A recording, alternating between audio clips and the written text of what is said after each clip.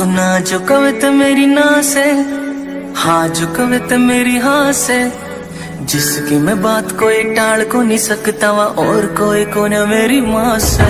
मेरी माँ मेरा रब, मेरी माँ मेरा राम, मेरी माँ मेरा शहर, मेरी माँ मेरा गांव।